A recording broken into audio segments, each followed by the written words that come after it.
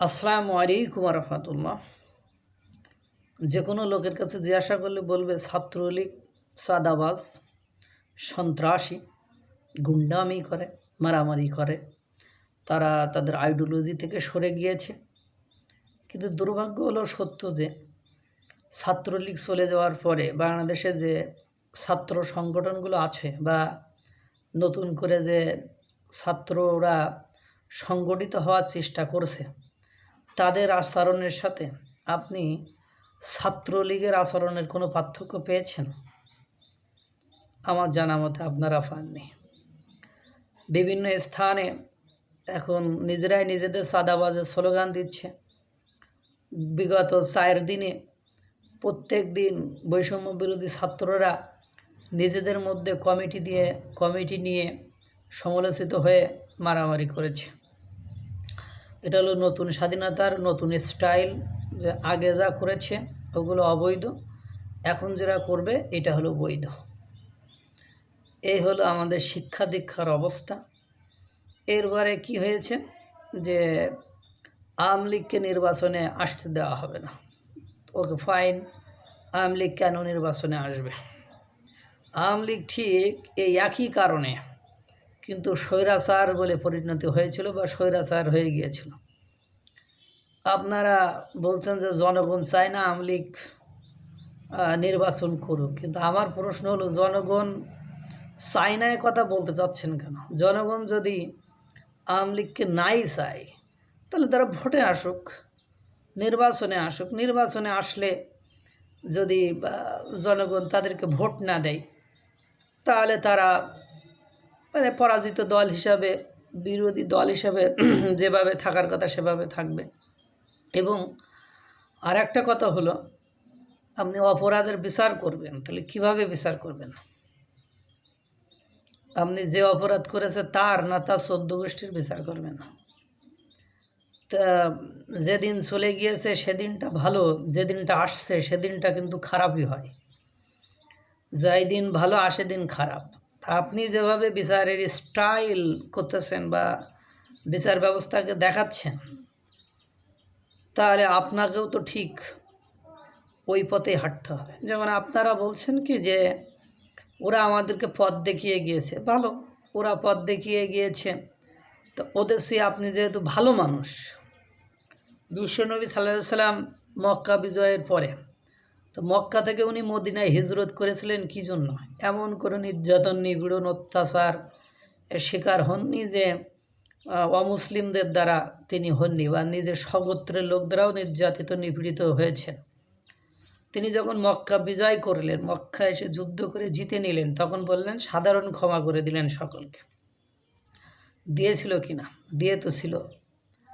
এমন কথা হলো, আপনারা যারা এদেশে বিভিন্ন কালচারের আছেন, সংস্কৃতির আছেন, তারা মুখে সবাই ইসলামিক আদর্শ মেনে চলছেন, কিন্তু দুর্ভাগ্য হলো সত্য যে আমি সাধারণ ক্ষমা করে দেওয়ার কথা বলছি না, আমি বলছি যারা অপরাধের সাথে জড়িত তাদেরকে আপনারা বিচার করুন।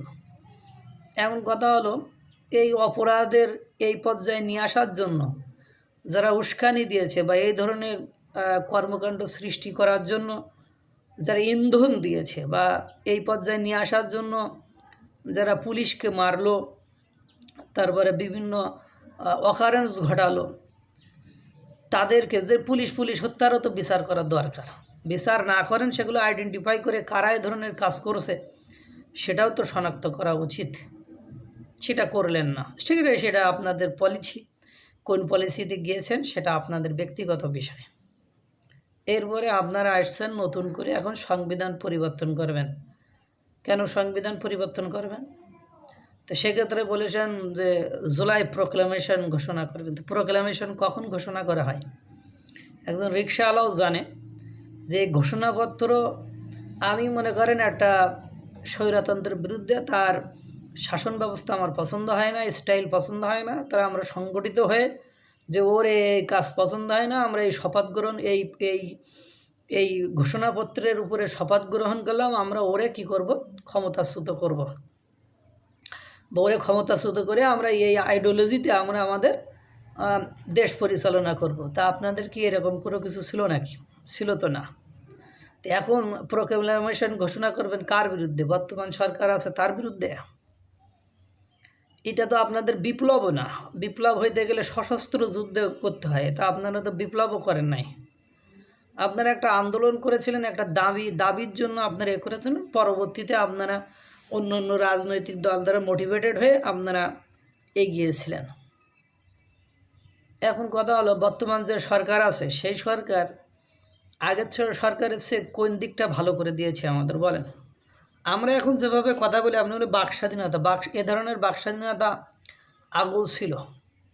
বিশ্বাস না হলে আগেকার মিডিয়াগুলো দেখেন, আমরা যেভাবে বলি চোরাই লুকায়ে, মানে গোপনে ভয় রেখে, এবার এই ধরনের কথা আগের সরকারও বলছে। যে আগে যে সরকার ছিল তার প্রশংসা করে বলছে যে এগুলো উচিত নয়, অনুচিত। জানেন, আপনারা বলছেন যে আগে কথা বলতে পারিনি, কিন্তু আপনি সাংবাদিক মুর্তজা আছে, বা একজন সাংবাদিককে আমেরিকায় নিয়োগ দিয়েছেন উনি, তারপরে বর্তমান যে প্রেস সচিব শফিকুল আলম, এরা এরা এরা তো ওই স্বৈরাচারের আমলে গুরুত্বপূর্ণ ভূমিকা রাখার কারণেই আজকে এই গুরুত্বপূর্ণ পদগুলোতে যেতে পেরেছে। তাহলে কেন বলছেন? ওই মাসুদ কামাল এখন সরকারের বিরুদ্ধে বলে, আগে সরকারের বিরুদ্ধেও বলছে। সাংবাদিক জিল্লুর রহমান, উনি আগে যারা বলে, যারা প্রতিবাদ করে, তারা আগেও করছে, এখনও করছে। আপনারা সংবিধান পরিবর্তন করবেন, সংবিধান সংশোধন করলেই তো হয়। পরিবর্তন করার উদ্দেশ্য কি? আপনাদের লক্ষ্য খারাপ। এটা অনেকে বলছে না, কিন্তু আপনি অধিকাংশ লোকের কাছে শোনেন আপনাদের লক্ষ্য খারাপ। দেখুন, আপনাদের যারা জনগণ, তারা তারা শুধু আপনাদেরই জনগণ, অন্য কোনো পক্ষের জনগণ নয়।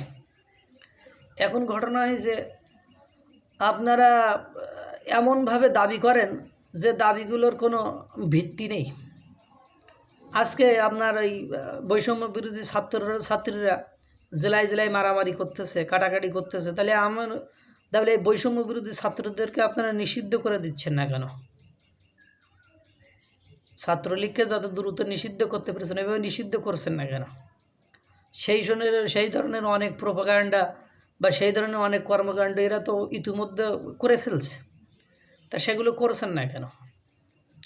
তাহলে এখন ঘটনা হলো, যখন ক্ষমতায় থাকবেন তখন সব হালাল, ক্ষমতাচ্যুত হলে তখন হারাম। এই বিষয়টা তো এভাবে চলতে পারে না। দেশটাকে এমন রসাতলের দিকে নিয়ে যাচ্ছেন যে একজন মানুষ, আপনারা নির্বাচন সংস্কার করবেন, সংস্কার করেন, আমাদের কোনো আপত্তি নেই। আপনারা যত বড় খুশি তত সংস্কার করেন। তো সংস্কার করার আগে দেশের মানুষের আগে জীবনের নিরাপত্তাটা নিশ্চিত করেন। আপনি এই যে প্রত্যেক দিন যে বিভিন্ন জায়গায় খুপাখুপি, ডাকাতি, ছিনতাই, রাহাজানি, লুটতরাজ চলতেছে, তো এটাকে আগে কী করেন? ঠিক করেন। এটা ঠিক করে খুন খারাপি বন্ধ করে, চাঁদাবাজি বন্ধ করে আপনি একটা সুষ্ঠু পরিবেশ নিয়ে আসেন। সেই পরিবেশে বসে বসে আপনি সংস্কার করেন। কিন্তু আপনি কি করছেন? জনগণের সেই ভ্যাট থেকে শুরু করে সব কিছু বাড়িয়ে দিচ্ছেন। আপনি সেই ছাত্রলীগের মতন সেই সন্ত্রাসী, এখন যারা আপনার অঙ্গ সংগঠন, তারা সব সন্ত্রাসী কর্মকাণ্ডে করছে, তারা চাঁদাবাজি করছে, তারা প্রত্যেক দিন মারামারি করতেছে।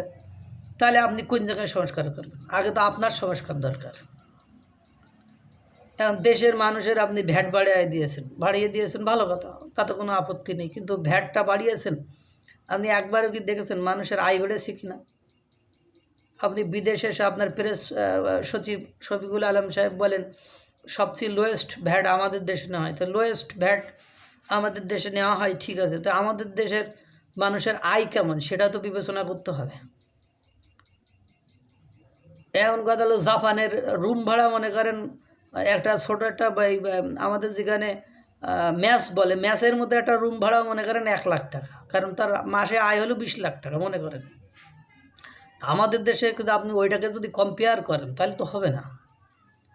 আপনাদের মানসিকতা এই যেরকম হয়েছে যে আমরা তো সব বড় লোক, ধনী লোক, আমাদের তো টাকা পয়সার অভাব নেই, আমরা বিয়ার করতে পারবো। এখন সরকারি ক্ষমতায় আছি, টাকা তো বিভিন্ন জায়গা থেকে আসে। যেমন ক্ষমতায় যখন ছিল না তখন তো মানুষ এই খালি পায়ে হাঁটতো, পকেট ছাড়া গেঞ্জি পরতো, আর এখন 1.5 কোটি টাকার গাড়ি নিয়ে ঘোরে। হ্যাঁ, নিত্য নতুন জামা কাপড় পরে। তাহলে এখন এই টাকাটা এখন আপনাদের দিচ্ছে কেন, আগে দেয়নি কেন? আপনারা মেধাবী তো নতুন করে তৈরি হয়নি, বিপ্লবের পরে তো মেধাবী না, আপনারা তো আগে থেকে মেধাবী। তো আপনারা আগে দেয়নি, এখন এত কিছু দিচ্ছে কেন? তো ছাত্রলীগদেরকেও এভাবে দিত, ছাত্রদলকেও এভাবে দেয়, জামাতকেও এভাবে দেয়। হ্যাঁ, তো এখন ঘটনা কি ভাই? কিছুতে কিছু হবে না, কিছুতে কোনো পরিবর্তন হবে না। এই সংস্কারের নাম করি যারা সংস্কার কমিটিতে আছে, এদের ওই পকেট ভারী আছে, এরা কিছুদিন আয় রোজগার করেন। কারণ আপনার এই সংস্কার কমিটিতে যাদের নিয়ে আসছেন এরা সব বিরুদ্ধ। আর বাংলাদেশের প্রেক্ষাপটে আপনারা জানেন তো বিরুদ্ধদের মর্যাদা কী।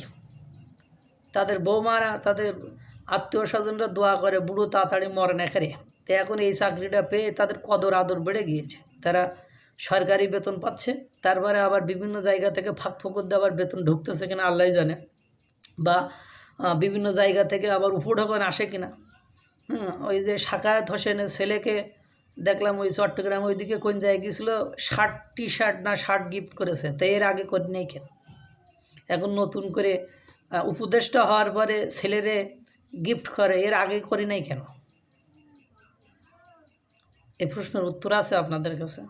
আর নাই, কিছুতে কিছুই হবে না। এখন ঘটনা হলো, আপনারা যদি ভালো মানুষ হন তাহলে আওয়ামী লীগকে নির্বাচন আসতে দেবেন। আওয়ামী লীগে যারা সরাসরি মানে অপরাধের সাথে জড়িত তাদেরকে কী করবেন, মানে বিচার করবেন। যারা অপরাধের সাথে জড়িত নাই, কোনো প্রমাণ আদি নাই, তাদেরকে জামিন দিবেন, দিয়ে তাদেরকেও অন্য অন্য দলের মতো নির্বাচন করতে দিবেন।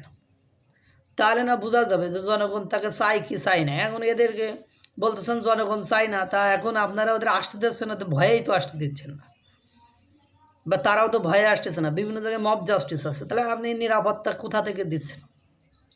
এখন সেনাবাহিনী মাঠে আছে, তাই যদি এই নিরাপত্তাহীনতায় মানুষ ভোগে, তাহলে সেনাবাহিনী যদি উঠে যায় তখন দেশের কি হবে?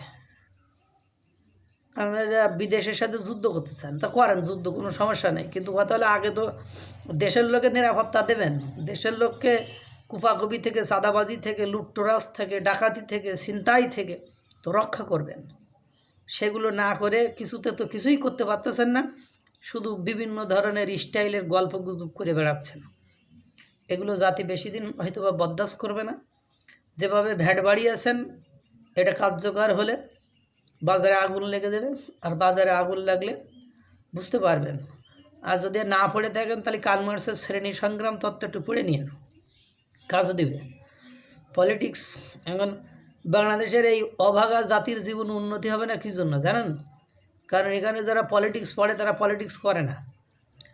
যারা পলিটিক্সের স্টুডেন্ট না, তারা দেখে যে অমুক ভাই পলিটিক্স করে খুব সম্মান পাচ্ছে, ভাই ভাই সালাম কালাম করতেছে, বিভিন্ন জায়গা থেকে গাড়ি ঘোড়া বাড়ি এগুলো গিফট আসতেছে, চাঁদাবাজি করা যাচ্ছে, এসব দেখে মনে করেন অন্যরাও উৎসাহিত হয়। রাজনীতি শিখতে পড়াশোনা লাগে না, এই জন্য এই অবস্থা। এখন আমি আওয়ামী লীগ বলেন, বিএনপি বলেন, জামাত বলেন, আমি রাজনীতিবিদদের কখনোই বিশ্বাস করি না। কারণ অনেকে বলে না যে আমরা ঘুষ খাবো না, এ করবো না, তা করবো না। তাহলে আমার কথা হলো, তারা যে সারাদিন এই মিছিল মিটিং করে বেড়ায়, এদের সোর্স অফ ইনকাম কী? এদের সোর্স অফ ইনকাম হলো এদের কোনো না কোনো উৎস থেকে টাকা আসে। এই উৎসটা কী খুঁজে দেখেন তো। তার মানে প্রত্যক্ষ এবং পরোক্ষভাবে প্রত্যেকে হালাল খাচ্ছেন না হারাম খাচ্ছেন। সুতরাং এসব সংস্কার, এসব সংবিধান পরিবর্তন, এসবগুলো মানুষ চাইতো। কখন চাইতো? যখন আপনি নিরাপত্তা দিতে পারতেন। কিন্তু আপনি নিরাপত্তা দিতে পারতেছেন না, কিছু দিতে পারতেছেন না, আপনি আবার বড় বড় কথা বলছেন।